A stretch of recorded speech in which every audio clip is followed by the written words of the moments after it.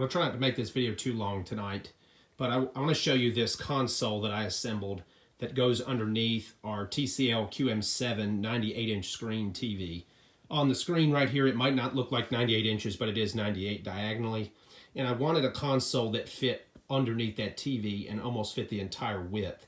From end to end, TV's about 85 inches. And I bought this console here.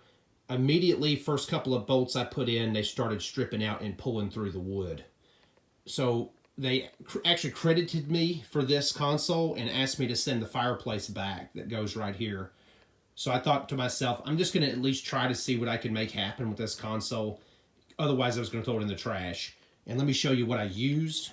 I used this Gorilla construction adhesive. Don't know if you can see that. I'm going to have some links for that in the description for you.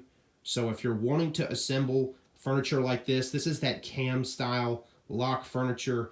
I've assembled a lot of stuff like this, and that one was just kind of pulling through. So I took a lot of time to put this thing together, put this on every single piece that touches together, and put this actually in the studs in the cam bolts that go in there. I put them in there and let them dry for 24 hours before I assembled this thing. And then as I assembled it, I put this on every piece that was going to contact each other, so I'd have a little bit more adhesive and a little bit more strength on this piece here. It is 3 separate pieces, and again, like I said, after they credited me for this, when I sent the fireplace back, it was going to end up in the trash, so I figured I'd get it to assemble, and actually I got it to assemble without any trouble, although it did take me a lot longer than anticipated.